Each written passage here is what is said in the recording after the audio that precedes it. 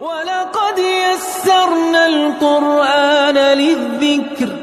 فَهَلْ مِن مُدَّكِرٍ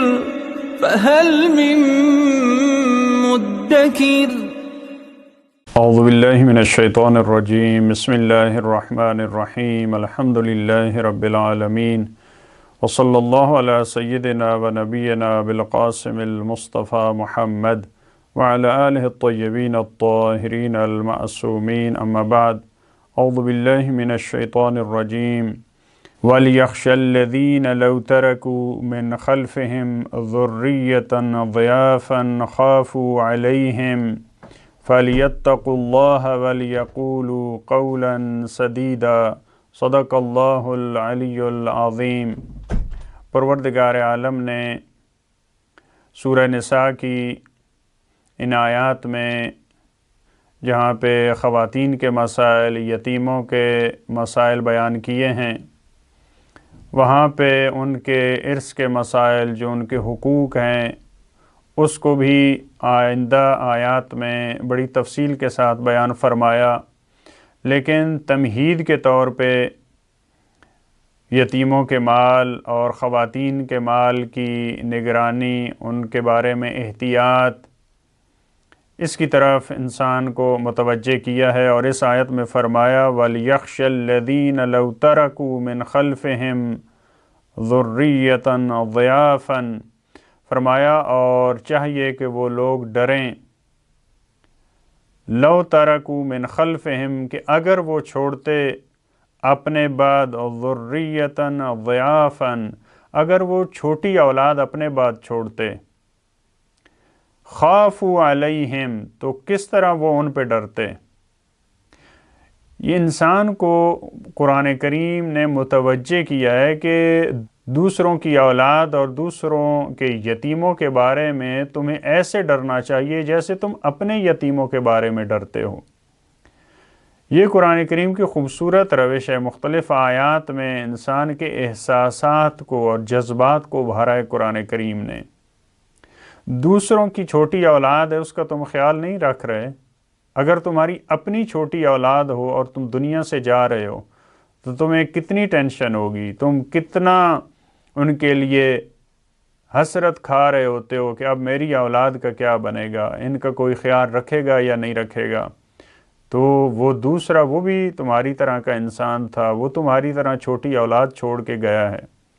لہٰذا تمہیں ان کا خیال رکھنا چاہیے۔ یہ انسان کو متوجہ کیا ہے کہ اپنی اولاد کی طرح دوسرے یتیموں کو سمجھو۔ فَلْيَتَّقُوا اللَّهَ، بس تم اللہ سے ڈرو، تقوی الہی اختیار کرو۔ وَلْيَقُولُوا قَوْلًا سَدِيدًا، اور محکم بات کہو، ایسی بات کہو، تمہارا قول، تمہاری گفتار، تمہاری گفتگو ایسی ہو جو صد کی طرح محکم ہو۔ سدید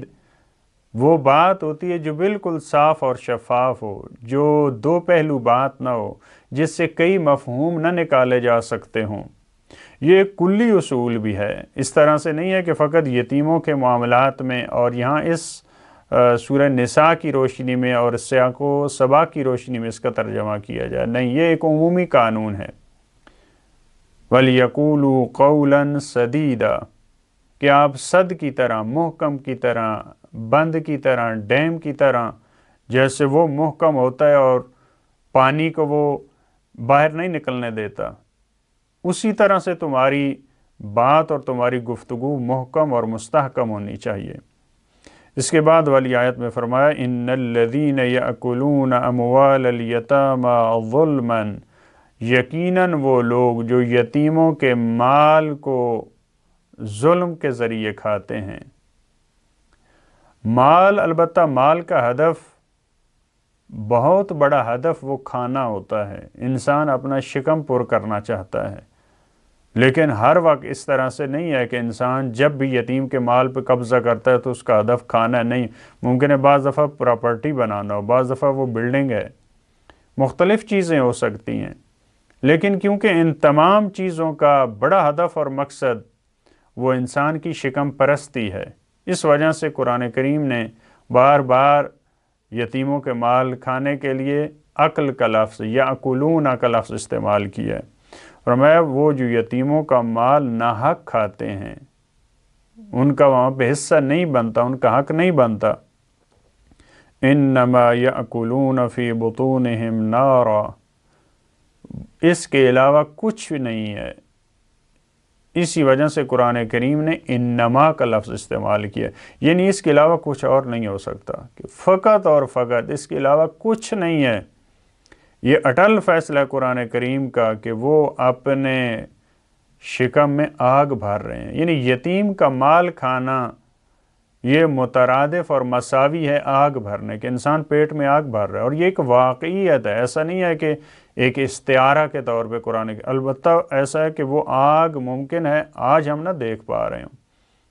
لیکن برزخ میں اور قیامت میں وہ انسان دیکھے گا کہ اس نے وہ کھانا نہیں کھایا، وہ اس کے پیٹ میں آگ جا رہی تھی، ایک چنگاری جا رہی تھی، لیکن اسے نظر نہیں آ رہا تھا۔ اس آگ کو آج ہم نہیں دیکھ پا، آج ہم اسے ایک لذیذ لقمہ تصور کرتے ہیں، لیکن وہ حقیقت میں وہ آگ ہے۔ وَسَيَصْلَوْنَ سَعِيرًا، اور عذاب آخرت جو بھڑکتی آگ ہے، جو جہنم کی آگ ہے، ان قریب اس میں ان کو داخل کیا جائے گا۔ دنیا کا عذاب یہ الگ عذاب ہے، اور وہاں آخرت میں ان کو وہاں آگ میں جو سعیرہ کا لفظ ہے، سعیرات کا لفظ ہے، جو جہنم